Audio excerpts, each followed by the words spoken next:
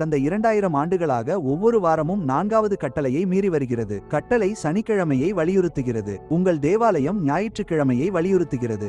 யாத்திராகமம் 20:8 4வது கட்டளை. 7ஆம் நாள் உங்கள் இறைவனாகிய கர்த்தருக்குரிய ஓய்வு நாள்.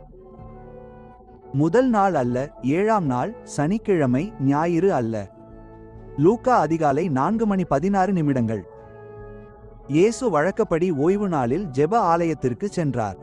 அவருடைய வழக்கம். இயேசு ஒவ்வொரு வாரமும் சனிக்கிழமையையே கடைபிடித்தார், ஞாயிறு அல்ல. இப்போதே கருத்து தெரிவிக்கவும். கட்டளை சனிக்கிழமை என்று இருக்கும்போது ஏன் உங்கள் தேவாலயம் ஞாயிற்றுக்கிழமை கூடுகிறது என்பதை அது விளக்கியுள்ளதா? ஆம் அல்லது இல்லை? ஒவ்வொரு பதிலையும் நான் எதிர்பார்க்கிறேன். அப்போஸ்தலர் 17:2.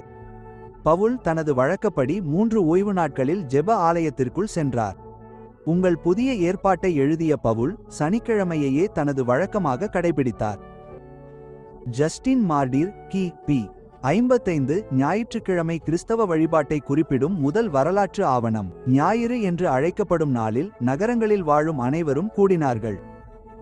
இயேசுவிற்கு பிறகு 155 ஆண்டுகள், முதல் 150 ஆண்டுகள் சனிக்கிழமை. இயேசு சனிக்கிழமையை கடைபிடித்தார். பவுல் சனிக்கிழமையை கடைபிடித்தார். கட்டளை சனிக்கிழமை என்கிறது, உங்கள் தேவாலயம் ஞாயிற்றுக்கிழமை கூடுகிறது. இவற்றில் ஏதோ ஒன்று மாறியிருக்கிறது, அது கட்டளை அல்ல. கான்ஸ்டன்டைன் கி.பி. 321 முதல் சிவில் ஞாயிறு சட்டத்தை வெளியிட்டார். சூரியனின் புனிதமான நாளில் நீதிபதிகள் ஓய்வெடுக்கட்டும். சூரிய வழிபாட்டாளரான கான்ஸ்டன்டைன் ஞாயிற்றுக்கிழமையை சட்டமாக்கினார். அதே கான்ஸ்டன்டைன் உங்கள் முந்தைய காணொளி அம்பலப்படுத்திய நபர். அவன் தன் மகனை கொன்றான். அவன் தன் மனைவியை தண்ணீரில் மூழ்கடித்து கொன்றான். அவன் சூரியனை வழிபட்டான். மேலும் அவன் ஞாயிற்றுக்கிழமையை அதிகாரப்பூர்வ ஓய்வு நாளாக்கினான். உங்கள் 10 கட்டளைகளில் ஞாயிறு என்ற வார்த்தையே இல்லை. உங்கள் பழைய ஏற்பாட்டிலோ புதிய ஏற்பாட்டிலோ கட்டாய வழிபாட்டு நாளாக ஞாயிறு குறிப்பிடப்படவில்லை. அது அங்கு இல்லை. உங்கள் தேவாலயம் வேதாகமத்திற்கு முரணான நாளில் கூடுகிறது. பழமைவாத பதில். கார்சன் ஓய்வு நாளிலிருந்து கர்த்தரின் நாளுக்கு. அவருடைய நிலைப்பாடு. முதல் நாளில் இயேசுவின் உயிர்த்தெழுதல் ஓய்வு நாள் கொள்கையை மாற்றுகிறது. ஞாயிறு தான் புதிய ஓய்வு நாள், கர்த்தரின் நாள்.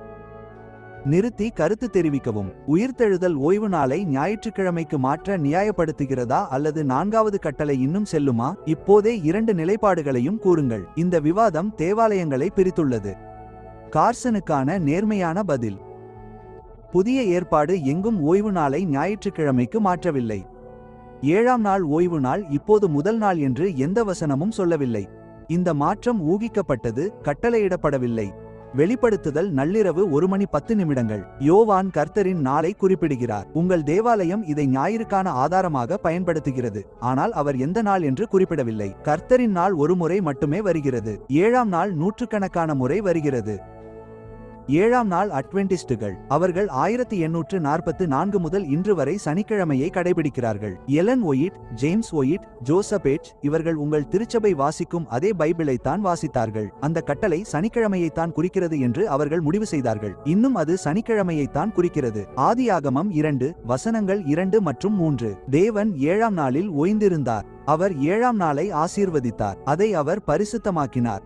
10 கட்டளைகளுக்கு முன்னால், இஸ்ரவேலுக்கு முன்னால், ஓய்வு நாளை உங்கள் திருச்சபையை விட ஆயிரக்கணக்கான ஆண்டுகள் பழமையானது. உங்கள் திருச்சபை உங்களுக்கு 10 கட்டளைகளை வாசித்து காட்டுகிறது. அது 9ஐ கடைபிடிக்கிறது. அது கடைபிடிக்காத ஒன்று 4 வசனங்களை கொண்ட மிக நீண்ட கட்டளையாகும். மிகவும் விரிவான கட்டளை அது. உங்கள் திருச்சபை அதை மாற்றிவிட்டு அதை பாரம்பரியம் என்று அழைத்தது. கத்தோலிக்க திருச்சபையின் நிலைப்பாடு. அது இந்த மாற்றத்தை வெளிப்படையாக ஒப்புக்கொள்கிறது. கத்தோலிக்க மிரர் 1893 ஞாயிற்றுக்கிழமையை பரிசுத்தப்படுத்த வேண்டும் என்று பைபிள் எங்கும் கட்டளையிடவில்லை. ரோம் அதை மாற்றியது. ரோம் அதை ஒப்புக்கொள்கிறது. உங்கள் புராட்டஸ்டன்ட் திருச்சபை ரோமை பின்பற்றுகிறது. ஓய்வு நாள் கட்டளை 4 வசனங்கள் நீளமானது. யாத்திராகமம் 20 வசனங்கள் 8 முதல் 11 வரை. கொலை செய்யாதிருப்பதை விட விரிவான நீண்ட கட்டளை இது. திருடாதிருப்பதை விட விரிவானது. உங்கள் திருச்சபை அந்த நீண்ட கட்டளையை மாற்றியது. கொலோசையர் நள்ளிரவு 2:16. ஓய்வு நாளை குறித்து உங்களை யாரும் நியாயந்தீர்க்க இடம் கொடுக்காதீர்கள். ஓய்வு நாள் இனி கட்டாயமில்லை என்று சொல்ல பவுல் இதை பயன்படுத்துகிறார். உங்கள் திருச்சபை இந்த வசனத்தை பயன்படுத்துகிறது. புதிய ஏற்பாட்டில் ஞாயிற்றுக்கிழமைக்கான வலுவான வாதம் இதுதான். நேர்மையான பதில். கொலோசையர் நள்ளிரவு 2:16 நியாயந்தீர்க்க வேண்டாம் என்றுதான் சொல்கிறது. நாளை ஞாயிற்றுக்கிழமைக்கு மாற்றுங்கள் என்று அது சொல்லவில்லை. ஓய்வு நாள் நியாயத்தீர்ப்பிலிருந்து விடுதலை என்பது ஞாயிற்றுக்கிழமைதான் ஓய்வு நாள் என்பதோடு ஒன்றல்ல. 4ஆம் கட்டளை அதற்கான காரணத்தை குறிப்பிடுகிறது. 6 நாட்கள் தேவன் வேலை செய்தார், 7ஆம் நாளில் அவர் ஓய்ந்திருந்தார். ஓய்வு நாள் படைப்போடு தொடர்புடையது. அது யூதர்களின் கண்டுபிடிப்பு அல்ல, அது ஒரு படைப்பின் தாளம். நீங்கள் வெளியேறும் முன் சனிக்கிழமைதான் கட்டளை என்று தெரியாமல் ஞாயிற்றுக்கிழமை தேவாலயத்திற்கு செல்பவரை டேக் செய்யுங்கள். சொல்லுங்கள், இது உங்களுக்கு எதையாவது மாற்றுகிறதா? உங்கள் திருச்சபை இதை 2000 ஆண்டுகளாக அறிந்திருக்கிறது. அது ஒரு முடிவை எடுத்தது. ஞாயிற்றுக்கிழமை சரியாக தெரிந்தது. உயிர்த்தெழுதல் ஞாயிற்றுக்கிழமை நடந்தது. பாரம்பரியம் வளர்ந்தது. கட்டளை அமைதியானது. அது மாறவே இல்லை.